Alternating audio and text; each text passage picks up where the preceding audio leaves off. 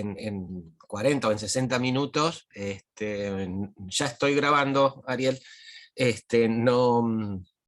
no podemos ver todo lo que vimos en lo que va de este cuatrimestre. Así que, ya les digo, si hoy ustedes tienen alguna pregunta específica o el jueves también las tienen, nos quedamos, repasamos, lo vemos. Yo voy a ir subiendo las clases, hoy voy a subir, digamos, por lo menos otras 2, cosas de que también ustedes lo puedan ver o rever, y bueno, eso lo van decidiendo ustedes. Pero digo, vamos a hacer esa cuestión de repaso también. Como para que, qué sé yo, si hay alguna duda la podamos aclarar en eso. Me preguntaba Valentín, me parece, modalidad de, a ver, sí, Valentín. La modalidad del parcial. Yo les había comentado que faltaba definir por ahí alguna cuestión, pero bueno, ya está. El parcial en su totalidad va a ser, o se va a llevar a cabo en la modalidad de preguntas con respuesta con opción múltiple. Y como les decía, digamos, van a ser preguntas más de relación, que específicamente conceptuales. Obviamente relaciones en su mayoría entre autores de una misma unidad, pero también va a haber relaciones entre autores de diferentes unidades. Y esto, bueno, ¿por qué? Porque por ahí también resultan evidentes, y además la intención es que ustedes empiecen a hacerlas, porque después ya en el trabajo de integración final a ver, algún tipo de relación puede ser, bueno, qué sé yo, Durkheim y Marx, lo digo así medio en borrador, es decir, por ahí hay alguna pregunta que va a estar mejor formulada. Qué sé yo, Durkheim y Marx tienen una serie de diferencias en cuanto al sentido de fenómenos y procesos sociales. En cuanto a los conflictos entre clases, bueno, cuál podría ser uno de estos aspectos, qué sé yo,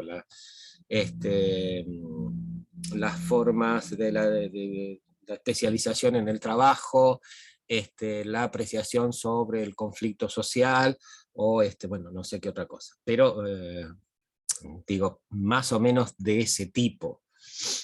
Recuerden ustedes también que cuando vimos Durkheim y vimos Marx, señalábamos que precisamente una de las diferencias era en cuanto a que, digamos, en tanto Marx consideraba el conflicto social como un motor de la historia, Durkheim lo consideraba como una disfunción o un problema que había que solucionar rápidamente.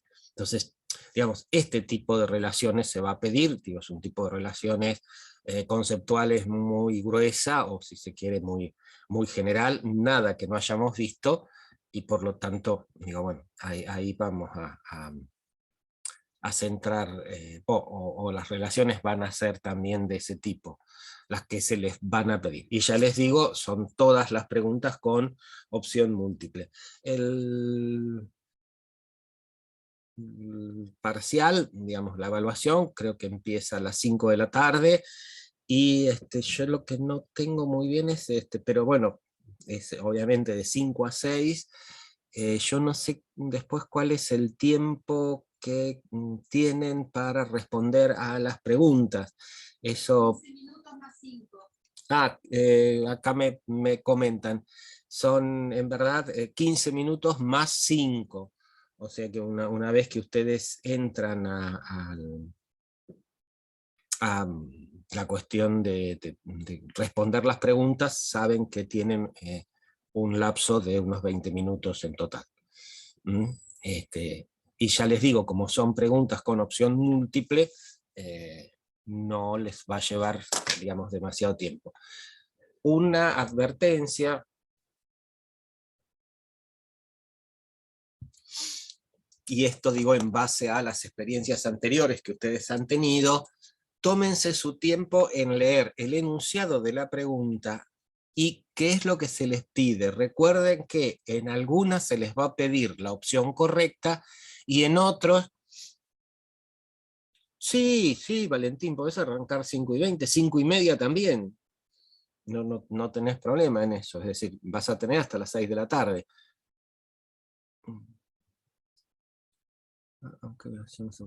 Ariel, sí, tienen posibilidad. A ver, repasemos un poquitito algunos de los criterios. Yo les había dicho cuando comenzamos esta cursada que esta evaluación tiene un recuperatorio. ¿El recuperatorio para quién es? Obviamente para aquellos que están por debajo del 4. Pero también es para aquellos que han sacado un 4 o un 5 y tienen intención de levantar la nota. ¿Por qué digo esto? Porque recuerden que a lo que habíamos dicho es que del parcial y del recuperatorio lo que se toma es la nota más alta que ustedes obtuvieron. Por lo tanto, Ariel, sí, digamos, tenés un 4, un 5, podés presentarte nuevamente, no, digamos, al parcial. Perdón, al recuperatorio, que va a ser de la misma modalidad, va a ser también con preguntas de opción múltiple, preguntas con respuesta de opción múltiple. Bien, ¿a dónde me fui por ahí? Bueno, Hola, profe, una pregunta. y Ailín. ¿Cuántas preguntas son? ¿Son 10 como siempre, como los parcialitos de los sábados? ¿El parcial, digo? Me parece que sí, que son 10, pero yo les digo, también son opción múltiple, y bueno, reitero esto, lean muy bien el enunciado, y tengan en cuenta que en algunas se les pide la opción incorrecta. Entonces, no se apuren, porque bueno, este es un parcial, está acá, y ustedes saben que la evaluación, a ver, la nota que ustedes obtengan después pesa en la nota final en el 40%. Es decir, se están jugando la mitad de la aprobación, por decirlo de alguna forma. Así que tómense su tiempo, les va a alcanzar. Por ahí a ustedes les parece que es poco. Les digo, este es ya el tercer año, pero como dictamos la materia en los 2 cuatrimestres, es ya como la quinta o la sexta evaluación parcial que tenemos, y yo les puedo asegurar que, digamos, más de 15 minutos no les va a llevar, no les ha llevado a todas los y las estudiantes anteriores, más de eso. Por lo tanto, no creo que ustedes sean la excepción.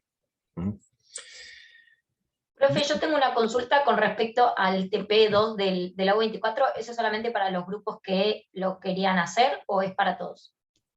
¿Qué decís? ¿Del trabajo práctico de la unidad 2? No, me estás preguntando otra cosa.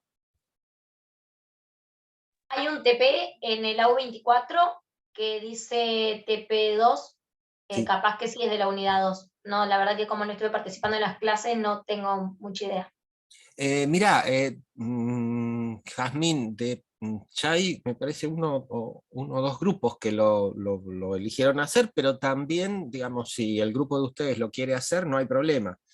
Está allí, están las consignas, está el cuento que tienen que leer, así que ahí no hay historia. Y quedamos en que la exposición iba a ser después del parcial, así que bueno, no hay inconveniente en eso. el grupo de ustedes lo quiere elegir, bienvenido sea, porque entonces ya vamos cerrando las exposiciones de los grupos. Y después del parcial, o sea, ya la semana que viene, vamos a empezar a trabajar con valga la redundancia, con el trabajo de integración final. Ya ahí les voy a comentar un poquitito bien qué es lo que les vamos a solicitar. Voy a subir algunos videos también por si ustedes los quieren tomar como disparadores para formular el problema, bueno, etcétera, etcétera, etcétera. Pero eso el lunes que viene. Bien. ¿Leyeron un poquitito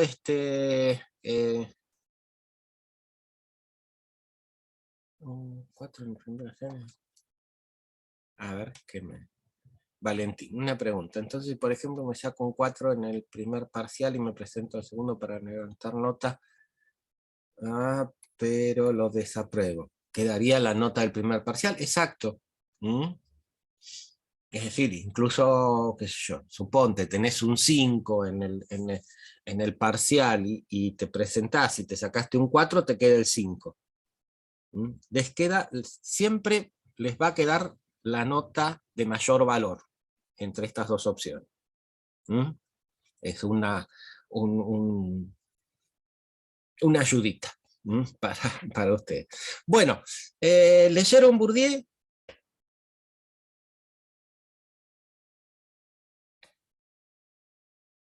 Sí, bien, Mariana, bien, vamos, ¿todavía alguien más? ¿Algún otro así valiente? Sí, bien, Brian. Bueno, como verán es un texto, Karina, un poco buenísimo, ¿sí? Como verán es un texto súper claro, no necesitamos hablar mucho sobre él, ni nada por el estilo, es algo que se entiende fácilmente, ¿no es así? No, no es así. Bien, vamos entonces a trabajarlo un poquitito y todo lo demás. A ver, ¿en qué temática nos sumerge un poquitito Bourdieu? ¿Qué temática nos presenta? Bueno, es algo precapitalista, sí. Precapitalista es una de las modalidades. Digamos, Bourdieu lo que nos presenta es la cuestión de empezar a ver cómo es esta cuestión de la dominación. Y lo primero, digamos, que acá tenemos que ver es que esta temática de la dominación no es algo que podamos abordarlo separadamente. Simbólica se entiende bien. Bárbaro, Brian. Buenísimo eso. Ahora vamos a ver cómo trabaja esta cuestión de lo que es la violencia simbólica y dentro de determinada modalidad de dominación. Pero lo que quiero comentarles y que Bourdieu lo está, digamos, exponiendo, es que estos aspectos o estos fenómenos o estos procesos de dominación no los podemos ver del todo separados de otra serie de, digamos, procesos sociales o de aspectos sociales, tales como son, digamos, los aspectos económicos, los aspectos culturales, etcétera, etcétera, etcétera. Lo que de alguna forma está, digamos, planteando Bourdieu es que el proceso de dominación es un proceso transversal.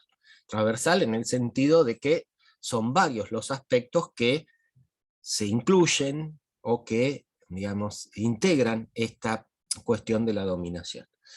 A ver, yo voy a ver, compartir pantalla. A ver, por ahí utilizo un PowerPoint, que si quieren después lo pueden ir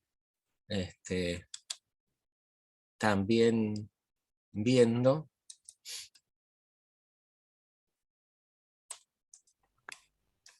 A ver si ahí se ve. Bien, compartido. Bien. Ahí está, ¿no? Los participantes pueden. Bueno, ¿lo van viendo? Hay un chat. ¿Qué me dice? Sí, se ve buenísimo, bárbaro, gracias. Ahí está. Corro esto. A ver, ahí está. Yo no sé. Bueno, cualquier cosa me avisan si se complica. A ver, una de las primeras cosas que nos va a señalar Bourdieu es esta cuestión de que las prácticas sociales y, digamos, por las relaciones sociales o las prácticas sociales,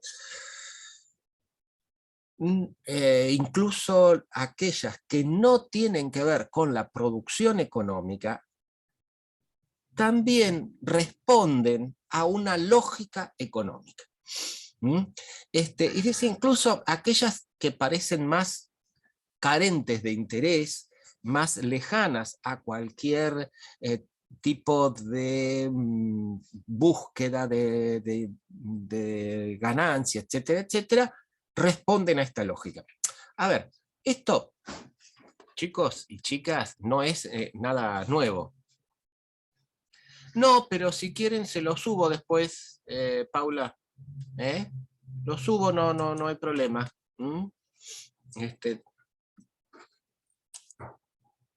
Sí, listo, bárbaro. Bueno, lo subimos después. Que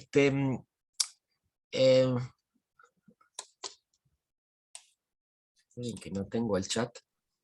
Bárbaro. No hay problema. Digo, ¿en qué sentido es esta cuestión de que hay atrás? Bueno, les decía, esto no es nuevo para ustedes. Si ustedes recuerdan lo del campo científico, lo que, digamos, aparece allí muy claramente es que aún en una cuestión como puede parecer este ámbito de la investigación científica, hay intereses. Y hay intereses y hay acciones que juegan con respecto a qué? A obtener un beneficio. Y a obtener un beneficio con el menor costo posible. Entonces, es decir, lo que dice, digamos, Bourdieu es precisamente esto. No pensemos que solamente aquellas actividades, aquellas relaciones o aquellas prácticas que son económicas responden a esta lógica. Hay una serie de acciones que responden a esta lógica. Tomando esto como base es que él dice, bueno, entonces también lo que podemos hacer es hablar de diferentes tipos de capital. Y lo que va a decir que estos tipos de capital están presentes en la sociedad, se pueden acumular, y por lo tanto, digo, se pueden acumular tanto los grupos como las personas, que existen diferentes especies de capitales, digamos el capital económico, el capital cultural, el capital social, el capital científico, etcétera, etcétera, etcétera, que se pueden reconvertir, es decir, que pueden, dentro de la lógica de las relaciones sociales, grupos que poseen un determinado capital pueden reconvertirlo. ¿Qué quiere decir? Pueden transformarlo en otro. Por ejemplo, qué sé yo, el poder económico se puede transformar en un poder militar. ¿Por qué? Porque tenemos la posibilidad, o porque se tiene la posibilidad de comprar armas, etcétera, etcétera. Se puede transformar también en un capital cultural objetivado, es decir, comprar una colección de cuadros es decir, objetos culturales y abrir un museo o una galería, etcétera, etcétera, etcétera. Esto tiene que ver, o al revés, digamos, tenemos un capital cultural en cuadros, qué sé yo, y bueno, los vendemos para reconvertirlo en capital económico.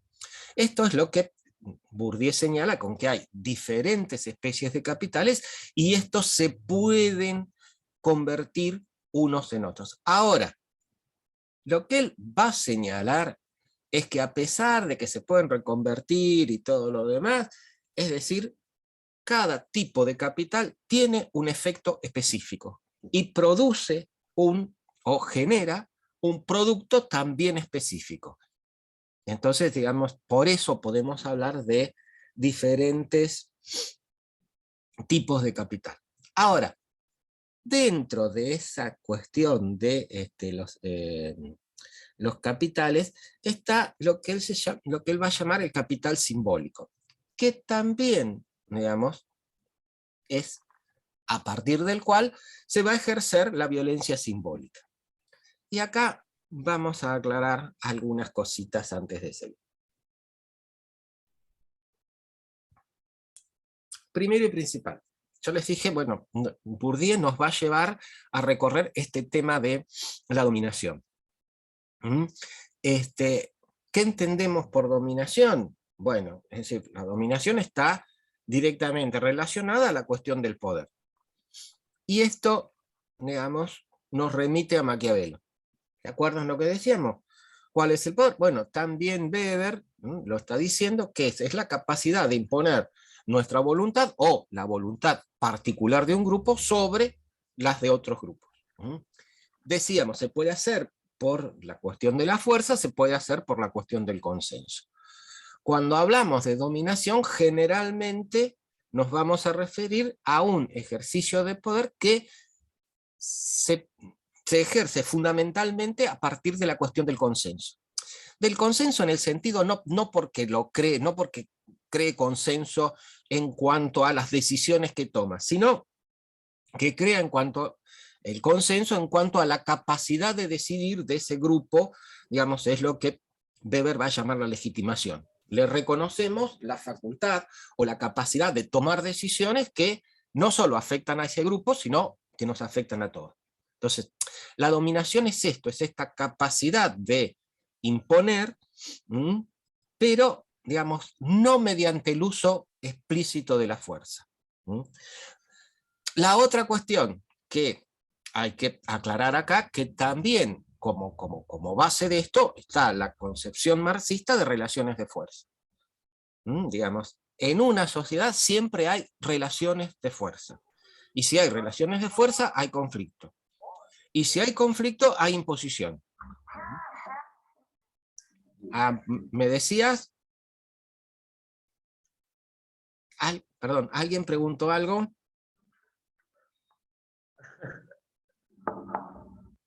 No, sí, bien. ¿No? Seguimos. Digo, me voy explicando, me interesa, digamos, que me avisen, si no, porque de última esto es lo que, a ver, lo que no está en el texto de Bourdieu, pero porque Bourdieu supone que quienes lo leen ya lo pueden percibir. Entonces por eso me interesa que lo charlemos. Muy bien, decía, bueno, si esto desde la perspectiva de Marx, acá hay conflicto, hay por lo tanto también imposición. Y hay por lo tanto dominación. Dominación que tiene su base de sustentación en los aspectos materiales. Cuando hablamos de relaciones de fuerza, hablamos fundamentalmente de relaciones de fuerza materiales, referidas que principalmente a la cuestión de aspectos económicos. Y en este sentido, digamos, Marx es muy claro. Los que tienen la propiedad privada de los medios de producción son los que pueden ejercer, digamos, el dominio, la autoridad sobre los otros. Ahora, la cuestión es que en esta dominación, y tomando también la perspectiva de Marx, y que en esto Bourdieu lo va a trabajar, digamos, y va a trabajar enfáticamente, él no va a sentarse tanto en lo que son las relaciones materiales, sino que se va a sentar en las relaciones simbólicas, es decir, en lo que para Marx es la superestructura. Entonces, desde ahí es desde donde Bourdieu va a analizar y va a llevar adelante toda esta cuestión de la dominación. Por eso que él, cuando va a hablar de capital simbólico y sobre todo de violencia simbólica, nos vamos a encontrar con una primera cuestión.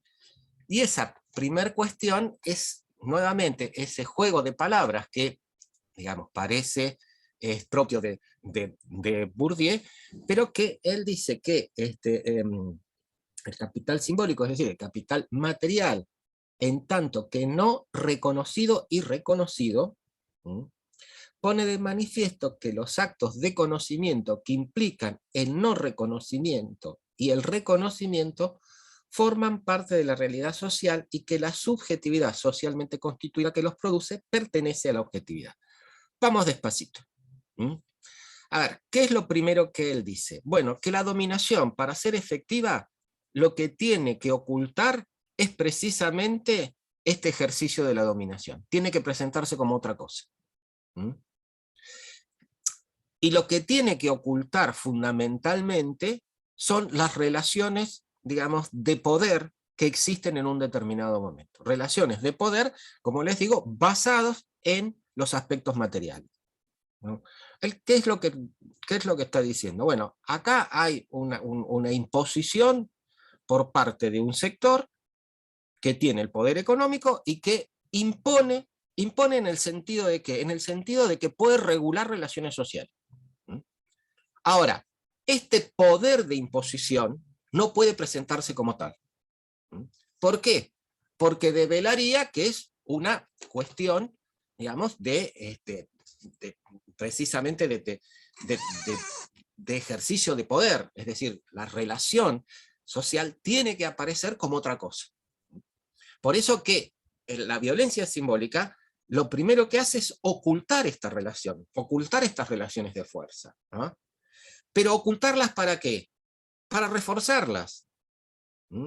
Por eso él dice, bueno, es el no reconocimiento de que de esta base material, pero es el reconocimiento de qué? El reconocimiento de una autoridad que no va a aparecer sustentada o basada en una cuestión material, sino en otra serie de aspectos. Es decir, bueno, ¿por qué tienen la autoridad? Y bueno, qué sé yo, porque fueron votados. ¿Por qué dentro de una organización económica determinados individuos tienen la autoridad para decidir qué se produce, cuándo se produce, dónde se produce y qué cosa? Ah, bueno, porque tienen la capacidad, porque son los CEOs, porque saben hacer esto, etcétera, etcétera. Pero fíjense cómo no aparece la cuestión de la dominación como tal, sino que aparece un ejercicio de la autoridad que está disfrazada, eufemizada. Cuando hablamos de eufemismo quiere decir que presentamos algo como otra cosa. A ver, yo también lo digo siempre, es decir, mi abuelita siempre, por ejemplo, digamos, que yo soy de Dorrego, obviamente en un pueblo chico son infiernos grandes, ya lo saben, pero digo, hay también personas que eran muy reconocidas, que tenían su prestigio, qué sé yo. Obviamente, a estas personas me gustaba la fiesta, que yo, cuando iban algunas se agarraban una mamúa tremenda, mi abuelita decía, no, dice, estaban alegres. No, no estaban alegres, se habían tomado hasta la presión, pero bueno, digamos, esto es una cuestión de eufemizar, ¿no? En vez de decir, mirá, estaban choborras, no, estaban alegres. Bueno, la cuestión acá pasa lo mismo. No decimos que acá hay un ejercicio de la dominación a partir de una base material, sino que decimos que hay un ejercicio de la autoridad por competencias, saberes, bueno, etcétera, incluso cuestiones éticas y morales. Ahora, lo que también, y la otra cuestión que tiene que ver con la subjetividad, ¿qué es lo que está diciendo Bourdieu con esto? Que esto, además de ser un proceso social, voy a ver el chat, en parte, a ver, Ariel pregunta, por ejemplo, ¿el Consejo Directivo del Colegio de Ciencias Sociales sería un tipo de dominación eufemizada? Ariel, en toda institución hay siempre un conflicto en torno al ejercicio del poder. Y hay mecanismos de legitimación. Obviamente, digamos, si en un colegio profesional hay diferentes listas, quiere decir que hay diferentes posiciones sobre cómo tendría que, o hacia dónde tendría que ir ese colegio, qué funciones tendría que cumplir, cómo tendría que relacionarse con sus integrantes, qué servicios o no tendría que ofrecerles. Por lo tanto, allí hay un conflicto.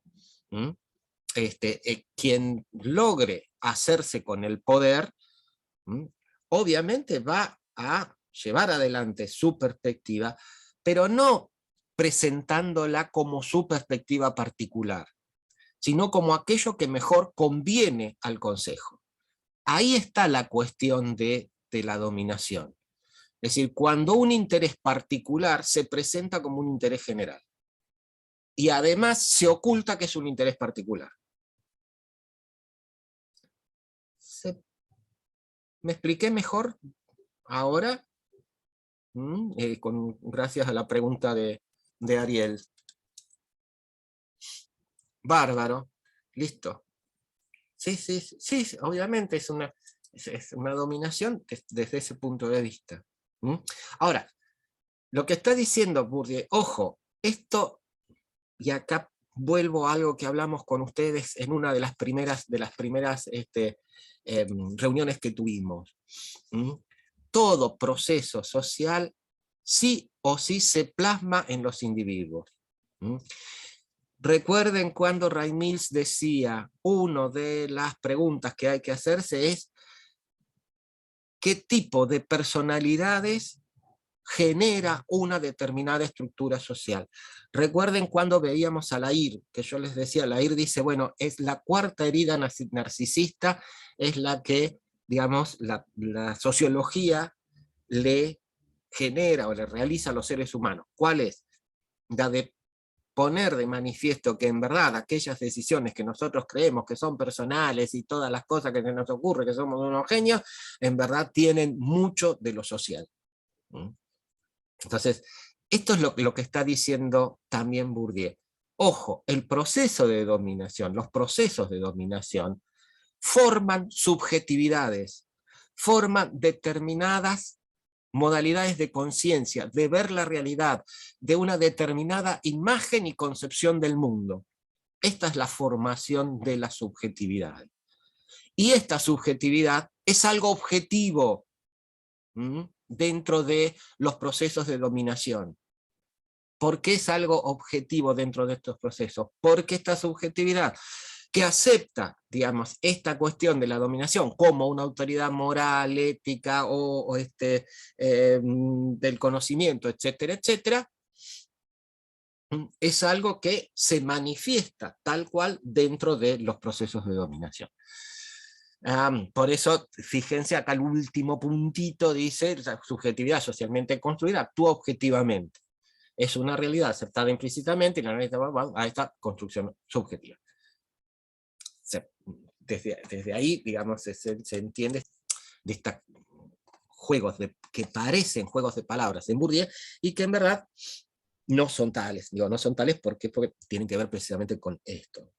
Ahora, lo que va a decir Bourdieu, bueno, ¿cuándo empieza esto? Y a ver un poquitito acá, profe, perdón, no lo puedo articular bien. Conecta con Durkheim desde la perspectiva de que es la sociedad quien fuerza el comportamiento de las personas que están en ella. Buena pregunta, Ariel. Si hay algo que por ahí se le señala a Durkheim, es precisamente que Durkheim no percibe los procesos de dominación como procesos que se llevan adelante en una relación entre grupos o entre partes. Durkheim no ve la dominación, por eso él siempre va a hablar de una autoridad, que la sociedad tiene una autoridad ética superior. ¿Por qué? Porque, digamos, Durkheim lo que va un poco a visualizar es que el conjunto de valores, de patrones de conducta, de normas, es decir, que regulan las relaciones, es algo que se decide socialmente, que lo decide la sociedad en su conjunto. No, gracias. No un determinado grupo que responde a un interés particular y que lo puede presentar como un interés general. Entonces, por eso que en Durkheim los procesos de dominación no se pueden visualizar tan claramente. Es decir, Durkheim responde más a una concepción rusoniana de la sociedad. Es decir, ustedes se acuerdan, digamos, hay tres autores del contractualismo, son Hobbes, Locke, Rousseau. Rousseau es el último, el último cronológicamente de esa tríada. Pero lo que él decía es que, digamos, él hablaba de, digamos, de que la soberanía residía en la comunidad, y él habla, digamos, de un poco la voluntad general. Y él decía que la voluntad general era aquella que surgía cuando todos los individuos de una sociedad o de una ciudad se reunían, y se reunían para decidir no cuestiones personales, sino cuestiones de la comunidad, y que entonces, digamos, podían, y que las consideraciones que se tenían eran las consideraciones referidas a la comunidad y no a los beneficios particulares. Digamos, por lo tanto, podía surgir así una voluntad o una conciencia ética superior. ¿Por qué? Porque no estábamos pensando nosotros mismos, sino en la comunidad en su conjunto. Esta idea rusoniana está presente en Durkheim también en ese mismo sentido. Por eso que Durkheim, digamos, no ve los procesos de dominación, no es que no los vea, digo, no los ve en forma tan clara como los ve Marx en cuanto a competencias entre grupos.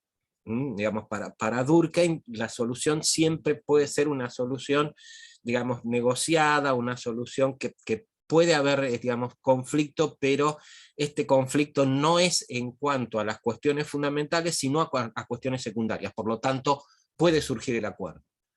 En la perspectiva de Marx, la discusión es sobre, digamos, cuestiones en donde hay intereses, y estos intereses son contrapuestos. Por lo tanto, va a ser difícil llegar a un acuerdo.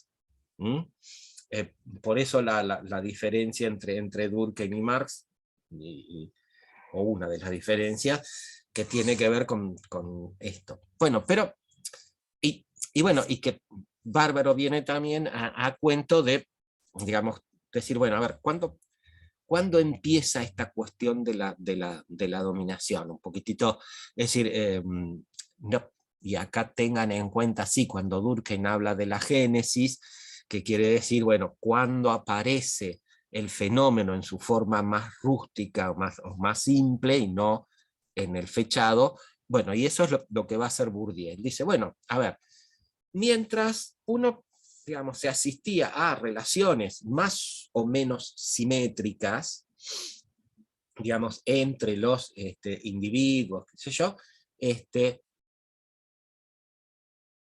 acá había una cuestión de dependencia personal que de alguna forma aparecía, digamos, como una dependencia natural. ¿Natural en qué sentido? Digamos, piensen en esta concepción por ahí de una comunidad primitiva, en donde obviamente ¿quiénes van a ser los que van a enseñar a, qué sé yo, labrar la tierra, o hacer determinadas funciones? Bueno, obviamente las personas mayores van a enseñar a los niños. Por eso él dice, bueno, hay como una dependencia o una cuestión, digamos, natural. En tanto, digamos, tenemos este tipo de relaciones de dependencia personal. Pero, y ellos dicen, la primera forma de relaciones de dependencia económica. Por lo tanto, dice, bueno, esto no es, digamos, esta cuestión natural, no hay acá cuestiones de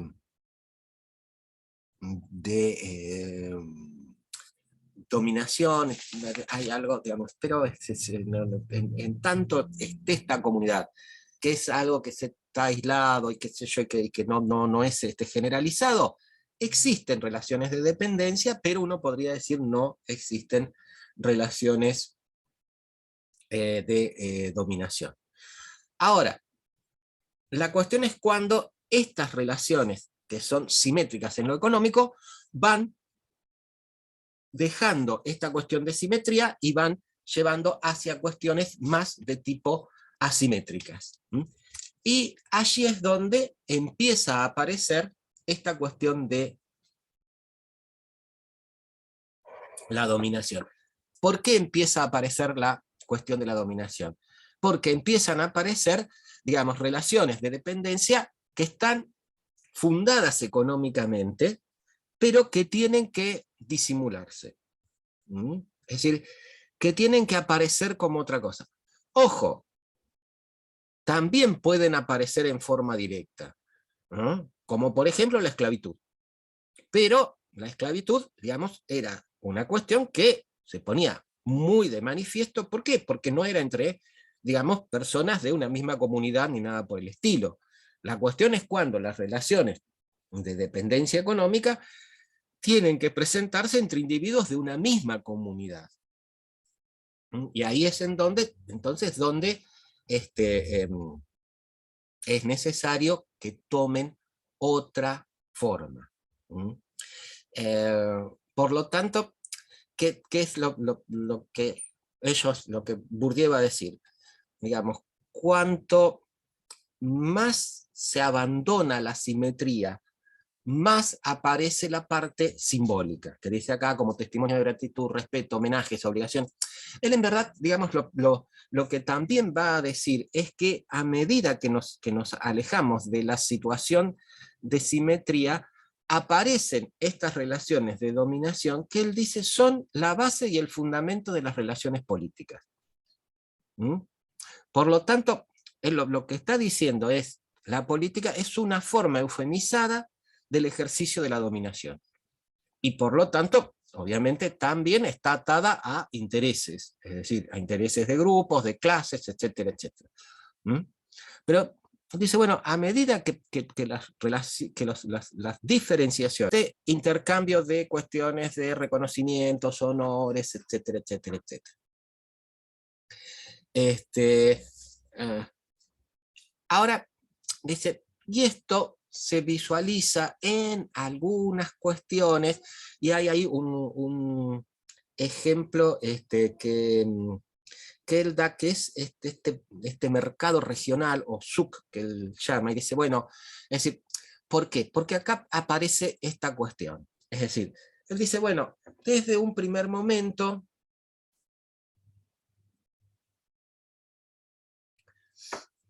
se diferenciaron las actividades o las relaciones económicas o comerciales por un lado, y las relaciones familiares por la otra.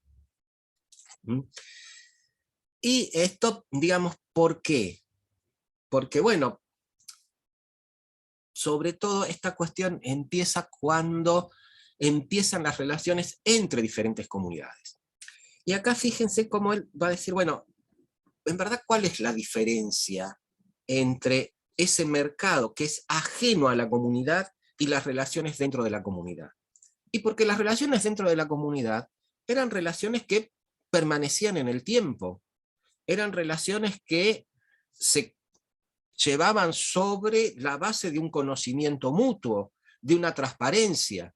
Entonces, si algo aparecía en esa relación que tenía que modificarse, qué sé yo, una bolsa de trigo que estaba húmeda y que tenía gorgojo, el que la había recibido y había pagado por eso podía ir a decirle al otro, mirá, esto está mal, o qué sé yo, dame esto. Esto era dentro de la comunidad. Ahora, con gentes que están por fuera de la comunidad, esto no podía ser. ¿Por qué? Porque era un contacto, digamos, espontáneo, y después cada uno seguía por su lado. Entonces, por eso esta diferenciación en cuanto a las relaciones. Y también, digamos, la cuestión que ellos dicen, que Bourdieu lo va a decir, es que, digamos, la economía precapitalista no ofrece las condiciones para el ejercicio de una dominación indirecta o impersonal, que pueda estar asegurada de manera cuasi automática o casi automática por la lógica del mercado de trabajo o por la lógica del mercado. Por eso esta cuestión de que cuanto, digamos, más débil es el mercado, más es necesario reforzar las relaciones que tienen que ver con lo comunitario. Ahora, él dice, bueno, dentro entonces de este tipo de relaciones, aparece una primera forma de relaciones, que son las relaciones de dependencia personal. Que decía, bueno, estas son las primeras formas sociales que también van a adquirir las modalidades de productividad y de producción humana y todo lo demás. Ahora, él dice, hay una segunda forma. Y esta segunda forma es la que se presenta como relaciones de independencia de personas fundadas en dependencia material. Y es allí, ahí sí, donde se constituye un sistema, digamos, él dice un sistema de metabolismo social que lleve a la cuestión de generalizaciones y de universalización, si se quiere, de intereses, facultades, necesidades, etcétera, etcétera. Es decir, estas son, o bien, la primera son formas precapitalistas de producción, la segunda estamos en formas capitalistas de producción. Y hay una cuestión que acá Bourdieu va a señalar, y que a mí me parece interesante que también la trabajemos para ver un poquitito hacia dónde va él con la cuestión de lo que es una relación, lo que es una economía capitalista y lo que no es una economía capitalista. Y cómo esto, digamos, se configura se configura más allá de las relaciones puramente económicas. Él dice algo que no es que lo señale él digamos, solamente, sino que está presente también en otra serie de autores, que él dice, bueno, es decir, la riqueza no siempre fue capital. A ver, ¿qué es lo que Bourdieu está señalando con esto? Es decir, ¿cuándo hablamos de capital? Digamos, a ver, pregunta a futuros economistas, administradores, contadores públicos. ¿Cuándo decimos que estamos en posesión de un capital? A ver, ¿qué es lo que diferencia al capital de la riqueza? ¿Qué es lo que ustedes me dicen? ¿Es lo mismo? ¿Capital y riqueza? Y bueno, la riqueza es más económico, del ciclo económico, ¿no? Los dos son económicos, Winiverse. A ver, Ariel, cuando podemos disponer de él, pero la acumulación, ¿está bien? Entre los dos, y a ver, Winiverse también. Sí, cuando podemos disponer de él, ¿para qué? Para obtener un beneficio. Digamos, el capital es algo que podemos invertir, que podemos hacer jugar para obtener un excedente. Es decir, esta es la cuestión del capital. ¿Por qué puede existir riqueza y no capital? Y porque, digamos, y ahí es donde sí Bourdieu dice, bueno, en verdad, para que el capital sea, para que la riqueza sea capital, depende de todo un conjunto de, digamos, de organizaciones institucionalizadas y un conjunto de pautas, etcétera, etcétera, y sobre todo de un mercado, ¿no? Si no tengo estas condiciones, digamos, si ustedes quieren, de un sistema macro, no tengo capitalismo. El señor feudal podría tener, digamos, mucho oro en su casa, pero era una riqueza que podía acumular. La Iglesia Católica Apostólica Romana, ¿qué es lo que hizo? Usó el oro para, digamos, los altares, la plata también, para hacer estatuas, etcétera, etcétera. ¿Por qué? Porque eran unos locos que les gustaba, digamos, hacer cositas lindas con un metal como era el oro. No. Porque no había muchas otras formas de utilizarlo. ¿No? ¿Por qué? Bueno, porque había una producción, un sistema productivo basado en la tierra, en el autoconsumo, etcétera, etcétera. Cuando comienzan a abrirse los mercados, la cuestión empezó distinto, ¿no? Bueno, acá yo sí tengo, digamos, algunas moneditas, las puedo poner, digamos, armar una expedición para ir a buscar cosas, traer y ganar algún mango. Acá es donde tengo el capital. Entonces, esta es la cuestión entonces El el propósito entonces, ¿no? ¿Eh? El propósito principalmente dependería, los diferencia. Sí, sí, Winiver, lo podemos ver como propósito o lo podemos, digamos, también visualizar en el sentido de cuáles son las oportunidades o las perspectivas que nos permite el poseer determinada riqueza y poder, digamos, emplearla ya digo, en algún proceso productivo, que puede ser comercial, como se dio en principio en el siglo XI, siglo XII, o bien, digamos, a posteriori, como fue todavía mucho más notorio, con, digamos, todo lo que tuvo que ver con la Revolución Industrial, que uno la puede situar en el Reino Unido, pero que también, digamos, habían comenzado prácticas productivas también en otros lugares. Lo que pasa que después, bueno, el Reino Unido fue el que llevó adelante, digamos, con más énfasis todo este proceso. ¿Mm? Digo, el proceso de una producción industrial. Entonces, allí también aparece mucho más esta cuestión de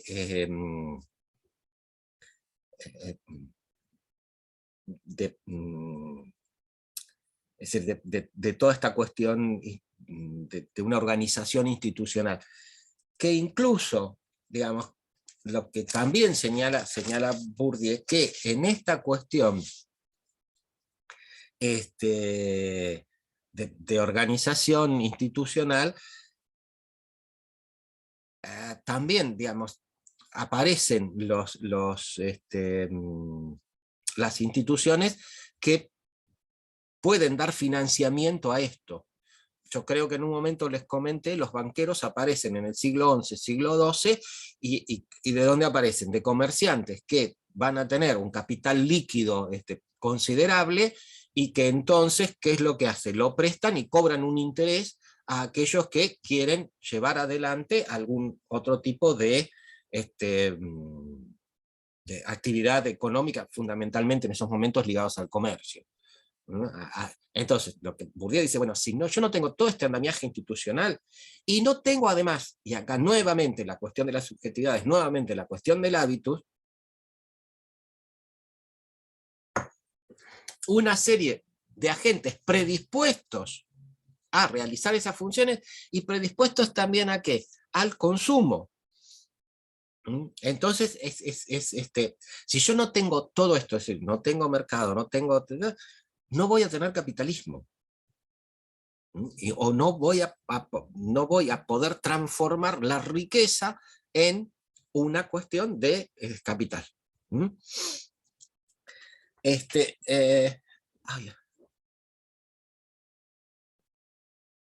A ver. Bueno, acá es donde le decía, bueno, la cuestión del sub, qué sé yo, está bien. Pero mantengámonos acá. Por lo tanto, digamos, ¿qué es lo que va a señalar con esto? Que en las economías precapitalistas, los bienes y las riquezas nunca fueron tratados como capital. Y él dice, esto no quiere decir solamente en las economías feudales, en las economías antiguas, qué sé yo. Él dice, bueno, esto pasa en esta zona donde él hizo los primeros estudios, que es Cabilia, o en las zonas, digamos, rurales de Argelia.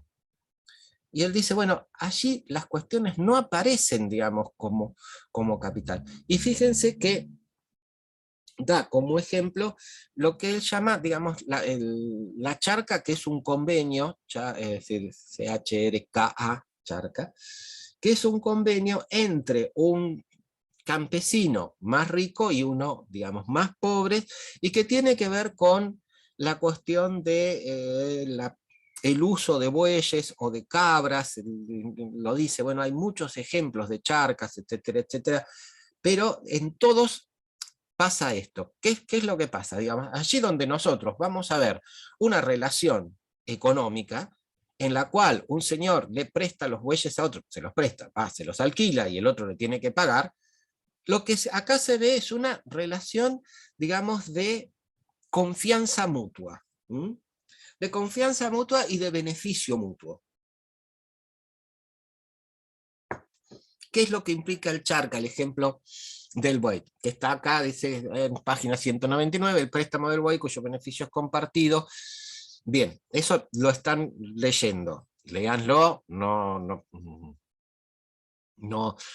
hay, no hay inconveniente en esto. Pero, a ver, ¿qué es lo que más o menos pasaba? Había, digamos, campesinos que eran muy pobres, no podían comprar un buey ni nada por el estilo. El buey en esas sociedades, en esas comunidades, es un elemento de laburo fundamental. Es decir, ¿por qué? Porque es el que se usa para arar, para sembrar, bueno, etcétera, etcétera.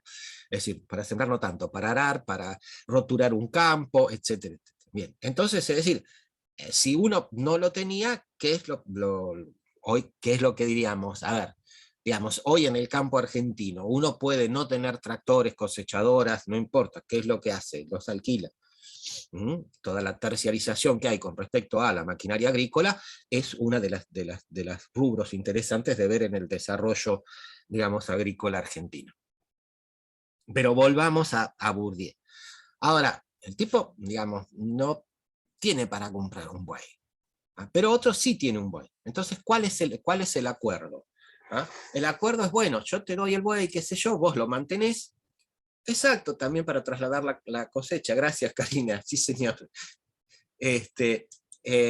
Vos, digamos, que te encargás de darle de comer y todo lo demás, pero además me das algo de tu cosecha. Esto se hace por 2 o 3 años, qué sé yo, y después, bueno, al devolver los bueyes también se paga algo, etcétera, etcétera.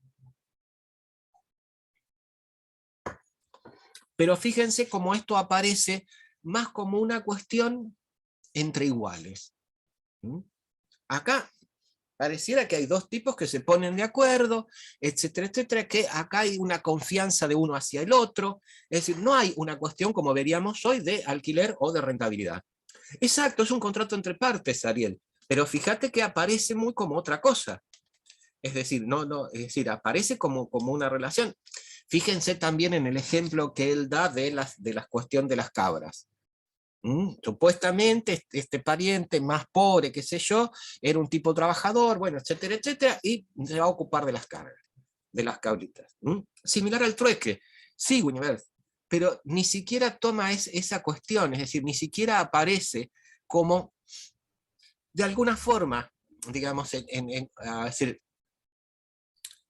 lo va a conectar con la concepción filosófica del estado de naturaleza de Hobbes, en el sentido de que la dominación, después lo vamos a ver, la dominación en las sociedades precapitalistas es como, Bourdieu dice, es la relación de dominación más simple. ¿Por qué? Porque es personal, es persona a persona. Las relaciones de dominación en las sociedades capitalistas son cara a cara, son personales.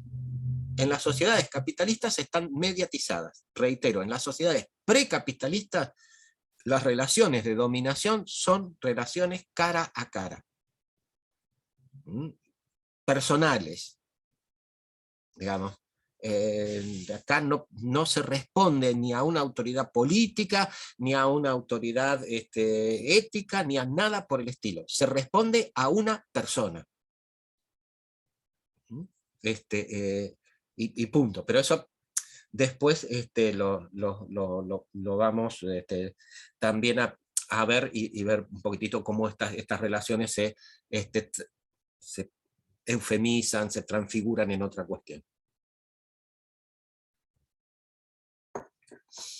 Y también como dice acá el último renglón, aparece esta cuestión de la dominación simbólica, ocultando precisamente la cuestión de la dominación.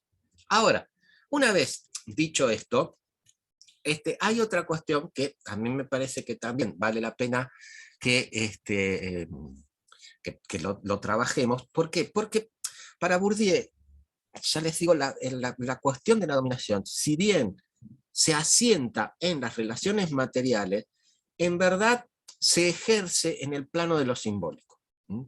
Por eso que él dice, bueno, así como la riqueza no siempre es visualizada como capital, la competencia cultural tampoco siempre actuó como capital cultural. ¿Mm? Y acá él dice, bueno, ¿por qué es esto? Bueno, en las sociedades en donde la transmisión cultural es vía oral, no hay posibilidades de acumulación. Él dice, bueno, los poetas, los bardos, como dice ahí, los bardos son una especie de poetas celtas que, de la tradición celta, que son los que en verdad están dedicados mucho más a mantener lo que podría ser la cuestión de las tradiciones, de los actos heroicos, de los que fueron, qué sé yo, figuras representativas de la historia, etcétera, etcétera, de la cuestión celta. Entonces son los bardos, son poetas, pero son poetas épicos. La transmisión se hacía oralmente, ¿no? Por lo tanto, digo, no había posibilidad de acumulación, y además había que cuidar a estos tipos. ¿Por qué? Porque donde se morían, ¡tum!, sonaban, es decir, el capital que ellos tenían, el capital o la competencia cultural, se iba con ellos. Por eso que siempre había una necesidad de estar nuevamente formando bardos, o formando, es decir, nuevamente poetas, qué sé yo. Bueno, referencia a uno de las dos novelas que estuvimos hablando, que una era El Mundo Feliz, con Karina me había mencionado, es el Mundo Feliz de Aldous Huxley, y 1984 de Orwell. Es decir, en 1984 pasa esto. En 1984, digamos, hay una cuestión, por ejemplo, yo les digo, los que eran bomberos, la función de los bomberos era quemar los libros. Entonces, sobre el final de 1984 aparece también una comunidad en donde lo que se pretendía era preservar aquellos libros que se consideraban más importantes, y cómo a partir de que había individuos que memorizaban, digamos, un libro. Entonces, así lo podían ir, digamos, transmitiendo oralmente, etcétera, etcétera. Con lo cual, la mirada de 1984 sobre el futuro no es nada agradable en ninguna de las dos cuestiones que presenta. Pero esta es otra cuestión, digo, por si quieren leer la novela, está buenísima, léanla, qué sé yo, me pareció buena, esta es otra cuestión. Volvamos a esto. Digo, bueno, mientras entonces hay una cuestión cultural que se transmite oralmente, es imposible hablar de un capital cultural. Para hablar de un capital cultural es necesario que se den ciertas condiciones. ¿Cuál es esa primera condición? La aparición de la escritura. La aparición de la escritura, ¿qué es lo que, digamos, permite? Permite que, digamos, el saber, el conocimiento se objetive. Es decir, se libere de lo personal. Ya no está en una persona, está en un texto. Y la cuestión es que si se objetiva, también se puede acumular. Se puede acumular, ¿cómo? Es decir, a partir de las bibliotecas, etcétera, etcétera. Fíjense ustedes también cómo en un determinado momento, digo, cómo la Iglesia Católica Apostólica Romana monopolizó el conocimiento. ¿Por qué lo monopolizó? Porque las bibliotecas estaban en las iglesias, en las catedrales, en los conventos. Los libros se escribían en latín y se reproducían en latín. Por lo tanto, el latín no era una lengua que fuera de uso popular y masivo, era una lengua que usaba determinado sector de la sociedad, como precisamente eran los eclesiásticos. Entonces digo, pero la escritura permite objetivar, permite acumular, permite conservar, ¿no? Sin embargo, lo que dice Bourdieu, necesitamos todavía otra cuestión más. ¿Cuál es esa otra cuestión? La existencia de un sistema de educación. Es decir, ¿por qué la cuestión de un sistema de educación? Porque el sistema de educación, ¿qué es lo que nos va a dar? Nos va a dar los individuos, los agentes, con las capacidades y las disposiciones para utilizar y para, digamos, sacarle provecho a esos productos de la escritura que son los textos, los folletos, las revistas, bueno, etcétera, etcétera, etcétera, etcétera, etcétera. Por lo tanto, La otra cuestión es, digamos, del surgimiento de los sistemas de enseñanza. Pero también, dice Bourdieu, falta todavía algo más. ¿Qué es lo que falta? Y es algo que también tenemos nosotros, que es que dentro de los sistemas de enseñanza tenemos lo que, digamos, Bourdieu llama los sistemas de formación de productores o de formadores. Es decir, el surgimiento de un grupo de personas especializadas en transmitir estas capacidades, estos saberes, estas disposiciones. ¿Vendríamos a ser quiénes? Los docentes. Entonces, es decir, no solo los agentes que son capaces de poder disfrutar y poderse apropiar de esta cuestión de los libros, sino aquellos que van a formar a precisamente los que puedan después demandar y consumir los productos de una cultura escrita.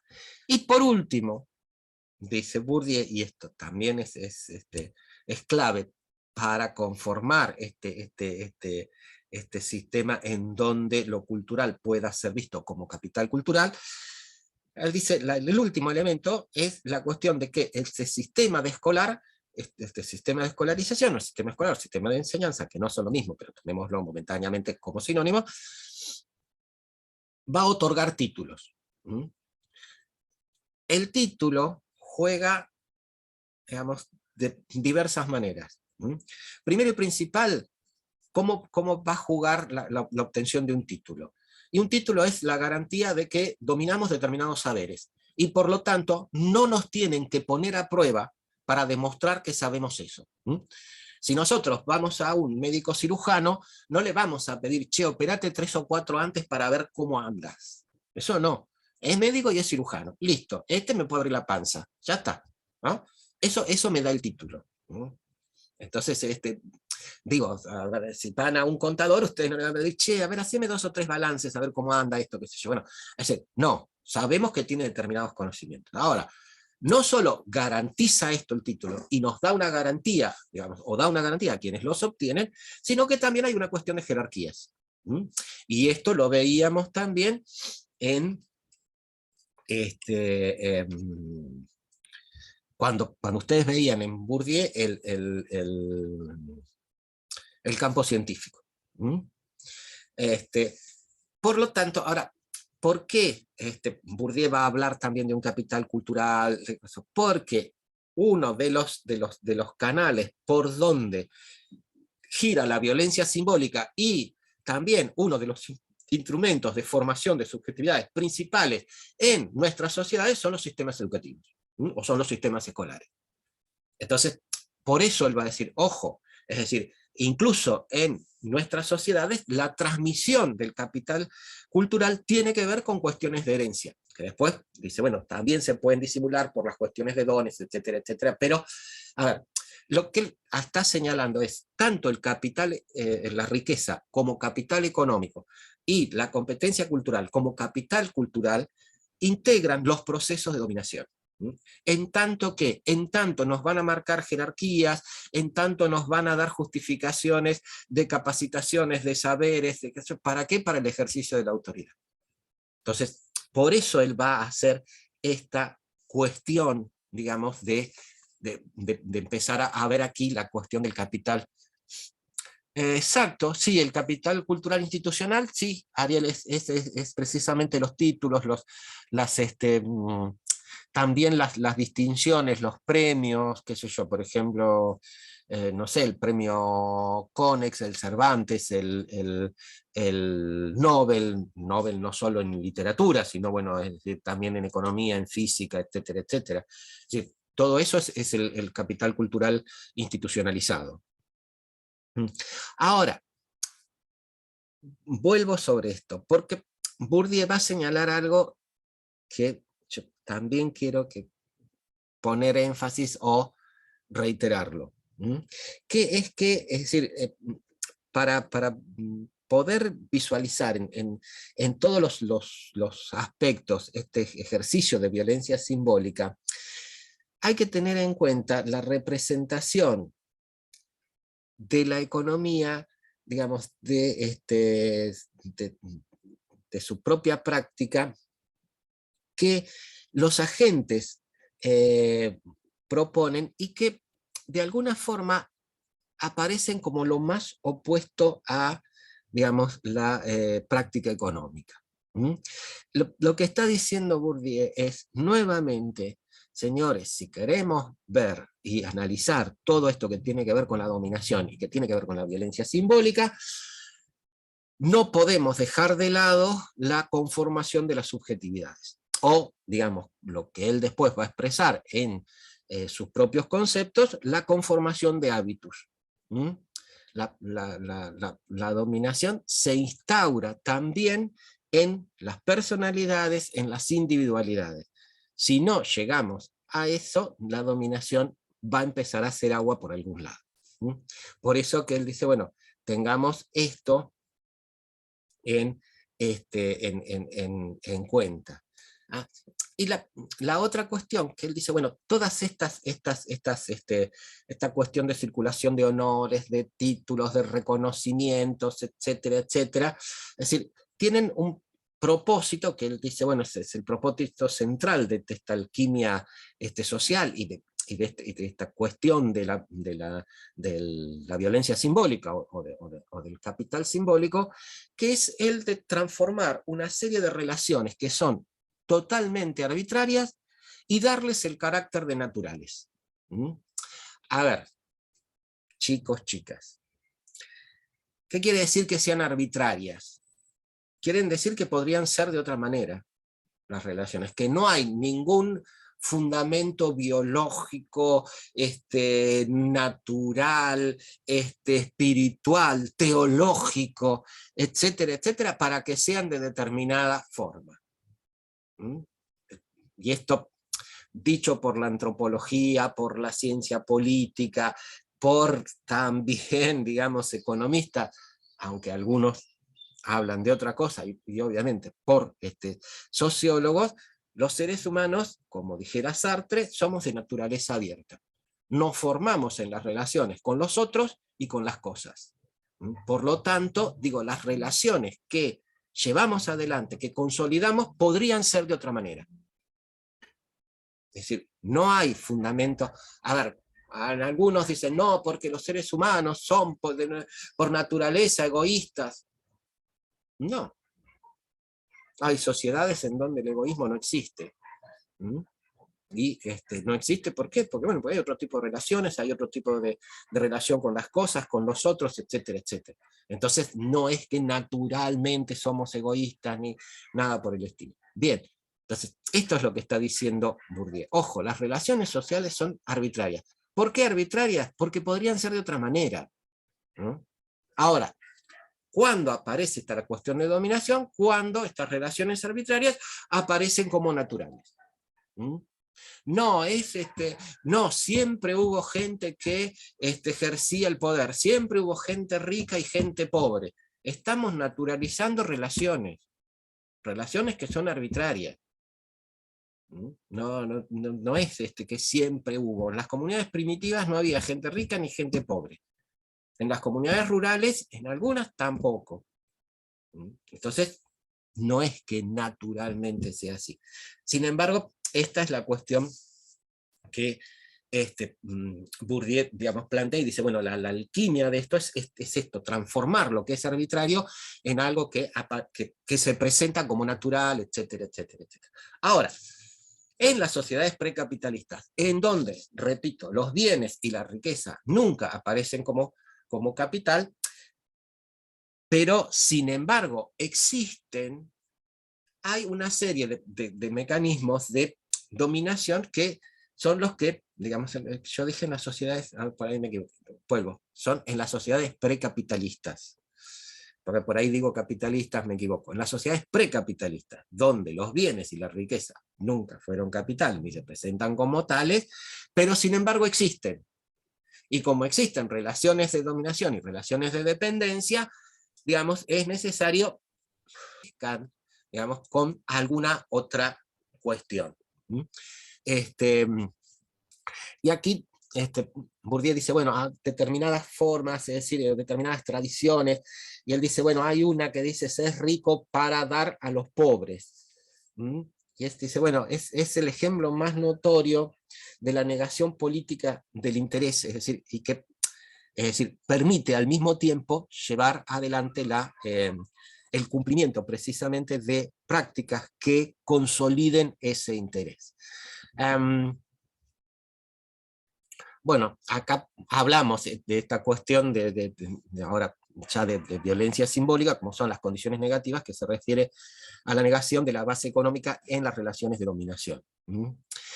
Y acá hay una referencia que, bueno, que tiene que ver con esta cuestión que yo les decía de a medida que crecen las asimetrías, aparece esta cuestión de redistribución y de retribución, perdón, de honores y de reconocimientos, etcétera, etcétera.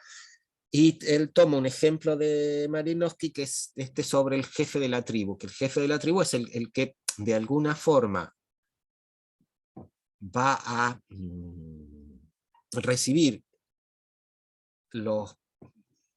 digamos, todos los bienes de la producción económica y, digamos, los va a redistribuir.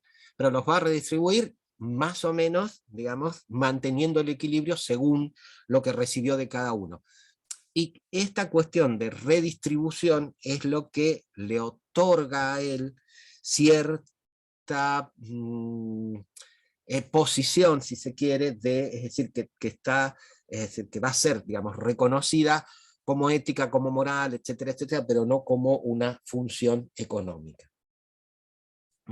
Por lo tanto, digo, volvemos a esto, es decir, cómo las relaciones económicas se pueden transfigurar en relaciones que aparecen como alejadas precisamente de lo económico. Y esto es lo que él va a ver en estas sociedades precapitalistas.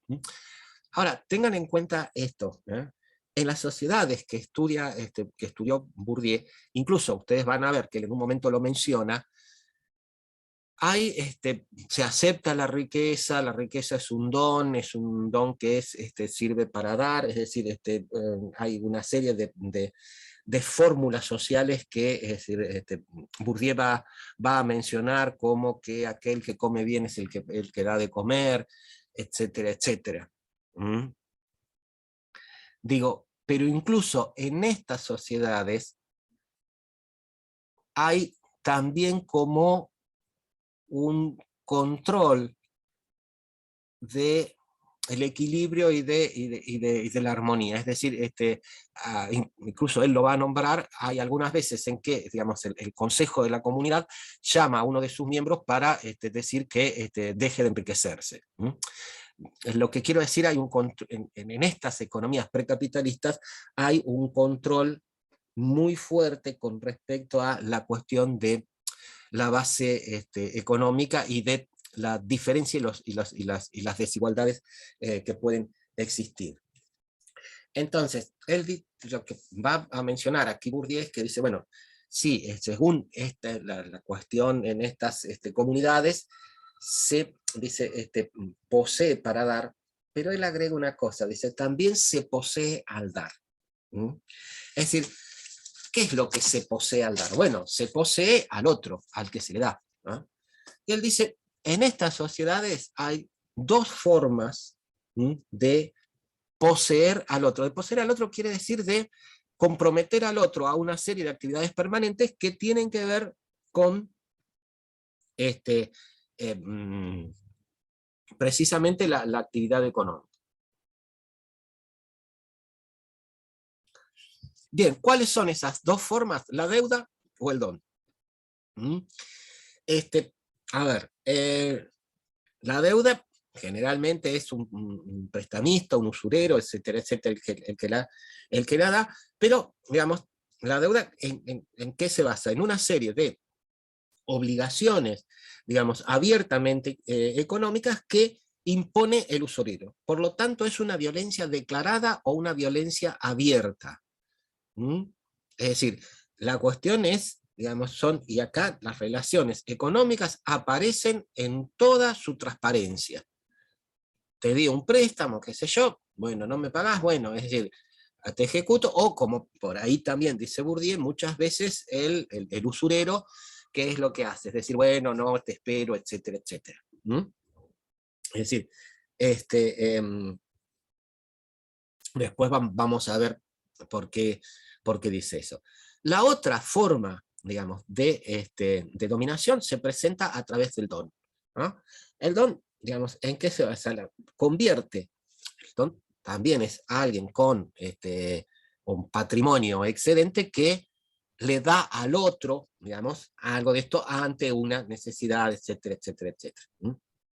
Por lo tanto, el don, ¿qué es lo que hace? Transforma estas obligaciones económicas en obligaciones morales y en ataduras afectivas. Es decir, también aparece esta cuestión de que el don no va a presionar al deudor, es decir, por lo tanto, bueno, por lo tanto es alguien que prestó de buena fe, no hay una cuestión de intereses o algo planteado, aunque por ahí se cobre más de lo que se prestó. Entonces, si acá hay una cuestión de buena fe, hay una cuestión de solidaridad, qué sé yo, el deudor no es que está obligado económicamente, está obligado éticamente a responder a esto. Entonces, es acá donde aparece esta cuestión de la violencia simbólica. Es decir, es esta violencia eufemizada, esta violencia que no es reconocible en cuanto a violencia económica, pero sí es reconocible en cuanto a compromiso ético. Ahí está la cuestión de esta violencia simbólica. Pero, vuelvo a decir, ¿por qué? Porque en estas sociedades la dominación solo puede ejercerse en su forma más simple, es decir, persona a persona. No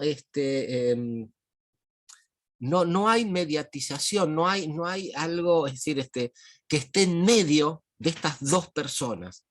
Esta es la relación directa. Por lo tanto, digamos, por eso también, a ver, ¿qué es lo que se está buscando aquí? Que era esto que yo les comentaba. Que este don, este préstamo, qué sé yo, etcétera, etcétera, ¿qué es lo que hace? Sea la base de una relación permanente. Y una relación permanente que ya les digo que es fundamentalmente...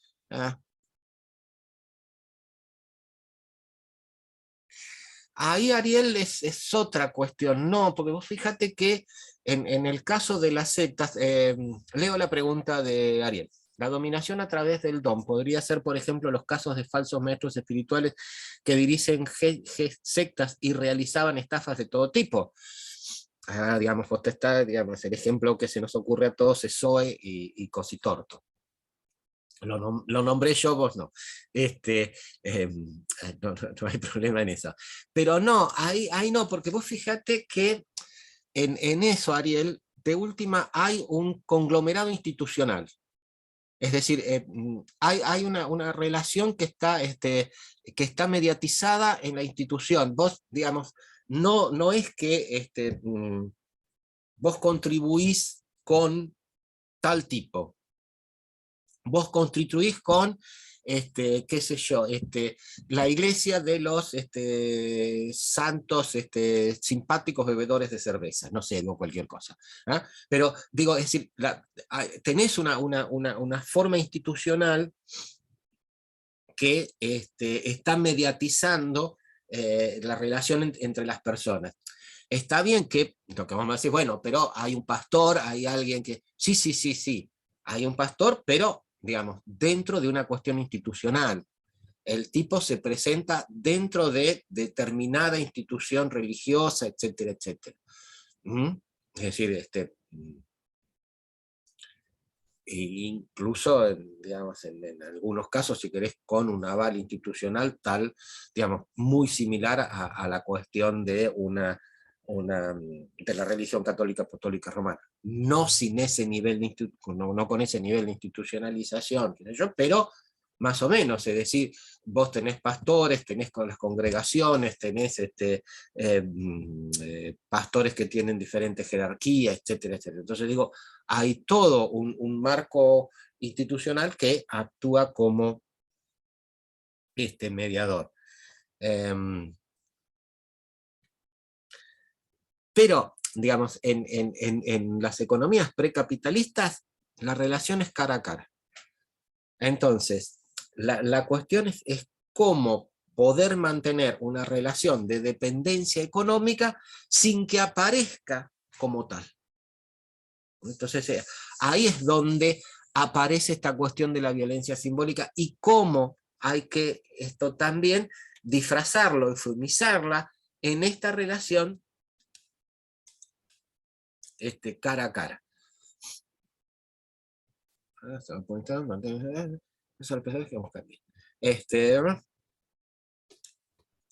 Comentando, la economía precapitalista. Exactamente, y que se van a instalar solamente al precio de llevar adelante estrategias que buscan disimular las formas abiertas de violencia, pero también, digamos, de estrategias que buscan disimular los intereses económicos para conseguirlos. ¿Ah? Y en esto Bourdieu insiste también en esto. Las estrategias de dominación en base a la violencia simbólica no solo eufemizan o disimulan la relación de dominación, sino que también ocultan, maquillan, eufemizan las relaciones de obtención de intereses económicos. Ahora, lo que también, digamos, Bourdieu va a decir, bueno, tanto la violencia abierta como la violencia simbólica en las sociedades precapitalistas coexisten, y coexisten hasta en, digamos, por ahí la misma relación. Pero, dice, la elección entre una y otra, ¿de qué depende? Y uno podría decir, bueno, entonces acá, es decir, es el don el que decide perdonar las deudas, el que decide tener una... Sí, hay una decisión personal, pero esta decisión personal, y acá, digo, Bourdieu vuelve a su concepción de esta relación entre la gente y la estructura, y él dice, la elección entre una y otra depende del estado de relaciones de fuerzas entre las partes. Es decir, a ver, esto es clave para Bourdieu en todo análisis de la dominación, en todo análisis de campo. Él siempre va a estar mirando cuáles son las relaciones de fuerza existentes entre los diferentes grupos o entre las partes. Entonces, el que uno opte por una relación más de violencia simbólica tiene que ver con el estado de las relaciones de fuerza. Pero no solamente con esto, sino también con el grado de integración e integridad ética del grupo, digamos, que aparece como árbitro. A ver, ¿qué es lo que estoy diciendo? De la comunidad. Es la comunidad la que juzga si alguien es injusto, cruel, etcétera, etcétera. Entonces, digamos, por eso muchas veces el usurero, que es lo que dice, bueno, no voy a quedarme con las tierras, tenés nuevos plazos, etcétera, etcétera. ¿Por qué? Porque hay una presión precisamente desde lo que Marx llamaría los elementos superestructurales con respecto a esto. ¿Cómo vos vas a ejecutar a tal tipo? Mirá, estuvo trabajando todo el tiempo, le fue mal, ¿por qué? Porque le cayó una pedrada. No, entonces, es decir, esta presión también está presente en cómo, digamos, en cuanto a qué tipo de violencia o qué ejercicio de la dominación se hace en estas sociedades precapitalistas, que vuelvo a decir, es un ejercicio de la dominación personal, cara a cara. No hay nada entre medio. Disculpen que insista tanto, pero quiero que esto quede claro. Una vez que Bourdieu menciona esto, él dice, bueno, esto se ve, por ejemplo, en Cabilia, etcétera, etcétera, con la relación entre el amo y su camés.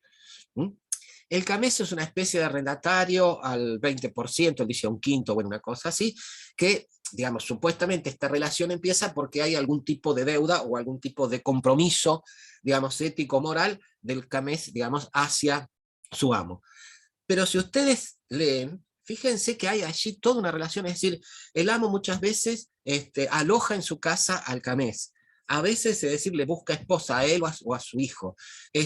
Si viven en casas separadas, lo va a visitar. ¿Por qué? Porque la cuestión, la relación entre el amo y su camés, no aparece como una relación de arrendamiento, sino como una relación de asociación. Pero, digamos, el que trabaja es el camés. Incluso, fíjense que él dice, esto va también para los hijos, que muchas veces, digamos, crecen sin darse cuenta un poquitito de cuál es la posición de uno y otro, pero cuando llegan a determinadas edades, las diferencias aparecen. Pero también digo, como esto se hereda, porque él da el ejemplo, dice, bueno, por ahí el hijo de un camés se va a trabajar a la ciudad, y también se va el hijo del amo. Si se van los dos juntos, el hijo del camés le entrega sus ahorros al hijo del amo. Es decir, ¿por qué? Bueno, porque pareciera que hay una relación de confianza mutua, etcétera, etcétera, de asociación más que de inquilinato, de arrendamiento. Por eso digo, acá, como bien él lo dice, es decir, para que la relación económica se mantenga y el amo pueda, digamos, satisfacer su interés económico, la relación, digamos, económica, o el capital económico, tiene que aparecer como capital simbólico. Y acá nuevamente va a insistir en esto. La autoridad es percibida como un rasgo personal. Digamos, se responde a determinado individuo, no a otros, no es una cuestión de responder a un sector ni nada por el estilo, se responde a una persona, ¿no? Por eso que es esta cuestión de la transformación del capital económico en capital simbólico. Ahora, fíjense también como acá, digamos, esto lo señala, que esta reconversión no es automática. Exige una serie de, es decir, actividades. Y existe también, y exige también, una serie de inversiones, digamos, tanto materiales como simbólicas.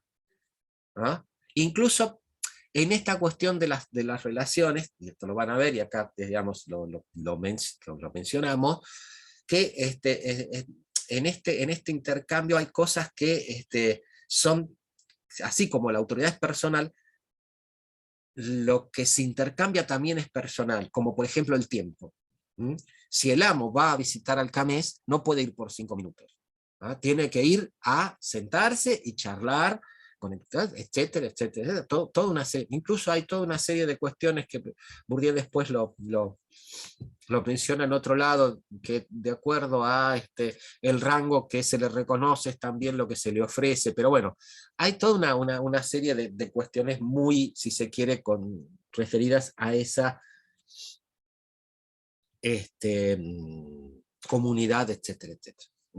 Ahora, lo que, digamos, también exige esta relación de autoridad y esta relación de dominación, sobre todo para aquellos que la van a ejercer, es no solo esta obligación en este caso, entre el amo y su camés, sino entre aquellas personas, digamos, que son amos y que por lo tanto tienen un prestigio, con el resto de la comunidad. ¿Por qué? Porque fíjense aquí una cuestión. No hay andamiaje institucional. Entonces, las relaciones de dominación personales, cara a cara, etcétera, etcétera, necesitan ser reafirmadas permanentemente, y necesitan ser reafirmadas permanentemente en el plano de lo simbólico. Por lo tanto, aquellos que pretenden ostentar esta autoridad tienen que demostrar en el plano de lo simbólico que tienen los elementos y las características para hacerlo. ¿Esto qué quiere decir? Que primero y principal son los que más tienen que ajustarse a los valores, los principios, las pautas, etcétera, etcétera, de la comunidad. Son los que menos pueden permitirse, qué sé yo, incumplimientos, travesuras, etcétera, etcétera. Después, también son los que están obligados a tomar o hacerse o a ejercer determinadas funciones. Incluso funciones que en nuestras sociedades están institucionalizadas y mediatizadas, como las de resolver conflictos. Sí. Por lo tanto, digo, fíjense cómo el mantenimiento de esta relación de dominación implica un esfuerzo, y un esfuerzo cotidiano. Y aquí una cuestión que marca muy bien Bourdieu. Dice, bueno, a veces estas personas de prestigio, actúan en coordinación con el morabito. ¿El morabito qué es? Es una especie de pastor de las religiones. Pero, ¿qué es lo que él va a decir? Bueno, pero el morabito tiene atrás un respaldo institucional, cosa que estos personajes encumbrados no lo tienen. A ver, chicos, chicas, es la diferencia entre el tipo que está, digamos, difundiendo su fe, bueno, no sé si ahora, pero en un momento estaban, digamos, con unos parlantes en Plaza 11 en Buenos Aires, y el cura que tiene su sermón en una iglesia. El cura tiene atrás un respaldo institucional, el otro no lo tiene. Y esta es la diferencia que pasa. Por eso la cuestión es tan, digamos, el ejercicio de la dominación personal, de la dominación más simple, pero el ejercicio de la violencia simbólica en las sociedades capitalistas es tan costoso para quienes lo ejercen, ¿no? Esto es total y absolutamente diferente en las sociedades capitalistas. ¿Por qué? Porque allí quienes ejercen la dominación, lo único que tienen que hacer es... ¿por qué digo? Bueno, porque hay todo un andamiaje institucional que actúa, y que actúa mediatizando estas relaciones. Es decir, a ver, yo no es que no te tome para este trabajo, sino que este trabajo necesita tal nivel de capacitación y vos no tenés los certificados, ¿no? ¿Quién actuó? Fíjense cómo hay toda una cuestión allí entre medio que hace que los que ejercen la dominación no tengan que estar constantemente, cotidianamente, vigilando esto y actuando en consecuencia. Y por otro lado, digo, también este andamiaje institucional que mediatiza, que Bourdieu dice el self-regulating market, el mercado autorregulado, en los sistemas educativos, los sistemas judiciales. Todo esto hace que, digamos, a ver, bueno, yo no fui a trabajar 15 días seguidos. Bueno, listo, eso es abandono de laburo. No, pero yo quiero volver a trabajar. No, vamos a juicio. ¿Qué es lo que te dice el cosa de trabajo? Bueno, que vos hiciste abandono de trabajo, no avisaste, no hiciste nada, punto. Es decir, define una institución que está totalmente, o que aparece totalmente por fuera y totalmente autónoma de lo que son, digamos, las instituciones y las organizaciones en donde se llevan adelante las relaciones económicas y relaciones de producción. Y que además, en el sistema, a partir del sistema educativo y de toda una cuestión cultural, se forman subjetividades. Subjetividades que nos están diciendo que hay jerarquías, que hay relaciones de dominación, que esto siempre fue así, que hay que respetarlas, etcétera, etcétera, etcétera. Entonces, dentro de las sociedades capitalistas, el ejercicio de la dominación, como dice Bourdieu, es, digamos, más simple. ¿Por qué? Porque se deja actuar al sistema. Y el sistema por sí mismo asegura la dominación, asegura la formación de subjetividades y por lo tanto asegura la continuidad de las jerarquías y la continuidad de las relaciones económicas, que no están ya, digamos, primero, las relaciones económicas pueden presentarse como tales sin necesidad de disimularlas, pero al mismo tiempo aparecen dentro de todo un conglomerado institucional en donde las relaciones económicas no solamente aparecen como relaciones económicas, sino también como relaciones sociales, políticas, etcétera, etcétera, en cuanto definen derechos y obligaciones. Entonces, hay estas dos formas de dominación. Bourdieu, ¿qué es lo que hizo? Nos pone el énfasis en las relaciones precapitalistas, pero también nos señala la forma de dominación en las relaciones, es decir, capitalistas, que aparecen, digo, como relaciones mucho más mediatizadas y en donde, ojo, también en las relaciones de dominación capitalistas, hay un ejercicio permanente, cotidiano y muy fuerte de la violencia simbólica. Lo que pasa es que esta violencia simbólica no es ejercida en forma personal por quienes están en posiciones de dominación, sino que se ejerce a partir también de toda esta cuestión, digamos, de un andamiaje institucional y un andamiaje de organizaciones educativas, judiciales, económicas, culturales, etcétera, etcétera, etcétera. Bien, hasta aquí lo que yo quería hoy charlar con ustedes en cuanto al texto de Bourdieu. ¿Me supe explicar? Voy a dejar de compartir, después les subo el Power, ¿les parece? Sí, ya me dijeron que sí, así que se lo subo.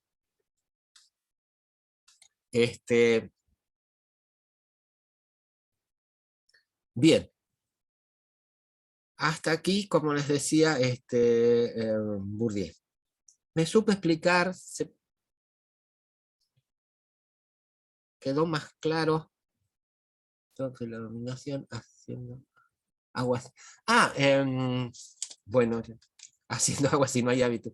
Sí, Ariel, a ver, digo, si el proceso de dominación, y cuando digo de dominación, digo dominación cultural, y digo también ejercicio de la violencia simbólica, etcétera, etcétera, no se asienta en la construcción de hábitos, la reproducción no se completa. Es decir, la forma más simple y al mismo tiempo más económica y más contundente de la reproducción de los sistemas es el cumplimiento de hábitos o, en términos del funcionalismo, el cumplimiento de roles.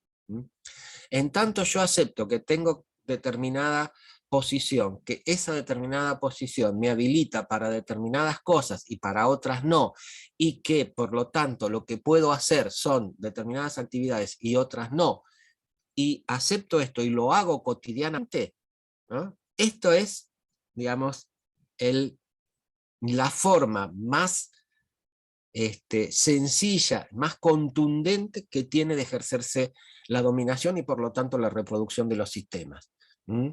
Hablemos de hábitos, hablemos de subjetividades. Esto como de acuerdo a los marcos conceptuales que se utilicen.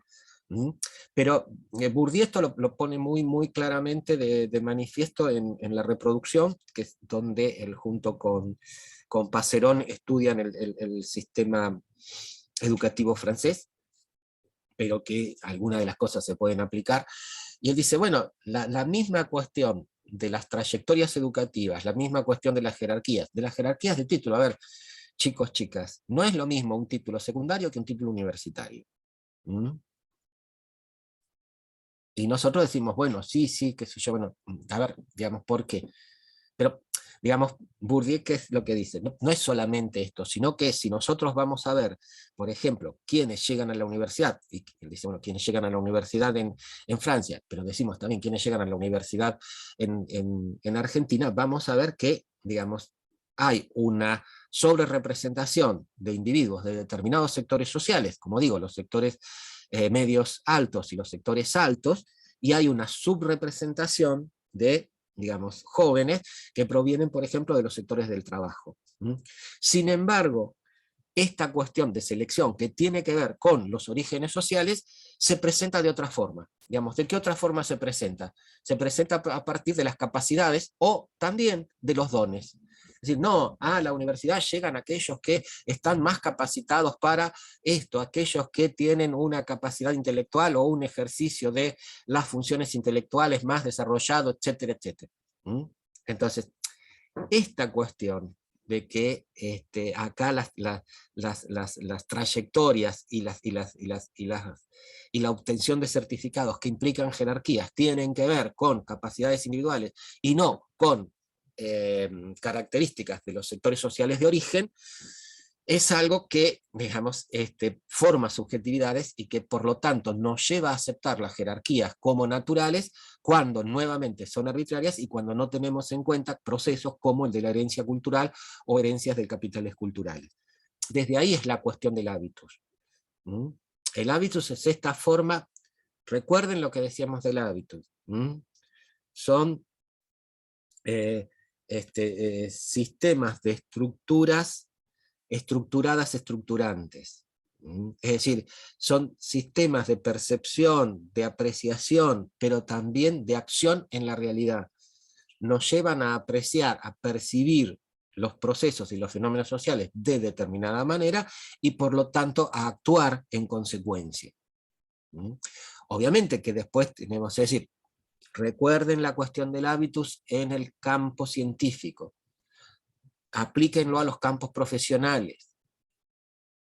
Es decir, nos capacitan, nos preparan para ejercer determinadas funciones que son determinadas capacitaciones.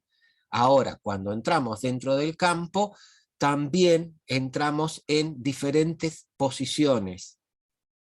El aceptar que tenemos que pagar derechos de piso, que tenemos que hacernos una carrera, que tenemos que esperar a determinadas cosas para obtener determinados reconocimientos, es formación de hábitos, y es reproducción, y es ejercicio de aceptación de un sistema de dominación. No estoy diciendo con esto que vayamos a patear todo mañana mismo, no lo entiendan en esa forma. Lo que digo es, chicos, las relaciones de dominación son relaciones que se ejercen cotidianamente, que se ejercen desde estructuras sociales y que se ejercen también en la formación de subjetividad, o en el dicho de Bourdieu, en la formación de hábitos. Obviamente ustedes me pueden decir, bueno, pero entonces no tenemos formas. Sí, hay formas, por eso que Bourdieu dice que, en verdad, quienes mejor dominan los hábitos son también quienes pueden plantear las salidas a esto. Y también, digamos, la adquisición de un hábitus no quiere decir que solamente se reproduzcan las estructuras, como Bourdieu también lo plantea en el campo científico. Se pueden plantear y replantear cuestiones de dominación. Y esto, chicos, a ver, digo, para tomar un ejemplo de la historia argentina, cuando los integrantes de la Unión Cívica Radical llevan adelante una serie de movimientos, digamos, fuertes, incluso con cuestiones de armados, digamos, movimientos con armas que se llamaban las revoluciones, etcétera, etcétera, digamos, el grupo que lleva adelante esto es una contraélite hegemónica, es decir, son todos egresados de la universidad a principios del siglo XX, en donde no había una universidad masiva. ¿Qué fue lo que plantearon en esos momentos este grupo de jóvenes, etcétera, etcétera? El voto universal, digamos, que se va a sancionar en 1912 con la ley Sáenz Peña. Es decir, que después que no es universal porque era universal para los varones. Pero digo, fíjense cómo quienes supuestamente más tenían que, o más comprometidos estaban con la cuestión de la reproducción. ¿Por qué? Por sus trayectorias educativas, por lo tanto, digamos, por una formación de hábitos más acorde con ese orden jerárquico, de alguna forma lo rompen al decir, bueno, no, digamos, no es que solamente pueden votar estos, tienen que votar todos. Y es ahí donde, bueno, el radicalismo gana sus primeras elecciones. También, digamos, pasó después, y esto digo, con la cuestión del voto femenino, que lo plantea Eva. Es decir, bueno, no, pero entonces, ¿por qué las mujeres no pueden intervenir en las cuestiones políticas? Y no pueden intervenir a partir precisamente de una cuestión tan sencilla como votar. Esto vuelve nuevamente a hacer temblar, si ustedes quieren, o el sistema de dominación, en tanto aparece un nuevo actor. No quiero decir que cambie fundamentalmente, pero fíjense cómo sí acá hay una cuestión en el rompimiento del hábitus. Es decir, la mujer ya no solamente, digamos, está destinada, según el hábitus y según en esos momentos la cultura patriarcal, a estar adentro de la casa, cuidar a los chicos, o realizar ciertos trabajos que siempre eran complementarios del varón, y además o dedicarse solamente a esas cosas y no pensar en la política, sino que también empieza a tener una función como, digamos, personaje como persona política que puede también opinar, votar, decidir, etcétera, etcétera. Entonces digo, esto también, por eso, Ariel, la cuestión de la formación del hábito. Es decir, la subjetividad se forma socialmente y la dominación forma subjetividad, forma hábitos. No sé si me expliqué. Bárbaro. Bien, chicas, chicos. Preguntas, comentarios, vuelvo atrás, no tengo problema. Nos quedamos media hora más, lo que quieran, pero Bourdieu es un texto complejo y quiero que lo comprendan. Ustedes me dicen. ¿Hay preguntas? ¿No hay preguntas? ¿No hay preguntas? Nos vemos el jueves. Lean los textos de Kessler para el jueves y el de Hortale. Facundo, por vos está bien, bueno, bárbaro. No sé los demás. Díganme, yo hago lo que ustedes quieran. Nos vemos el jueves. ¿O hay preguntas y dudas? Nos vemos el jueves. Bueno, Wilmer, listo. Les subo el PowerPoint en la comisión 4. Nos vemos, Oriana. Chau, Camila. Listo, nos vemos, Santina.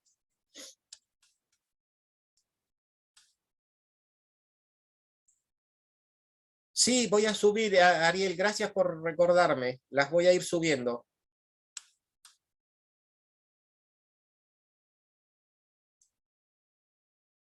Nos vemos, Facundo. Chau, Karina.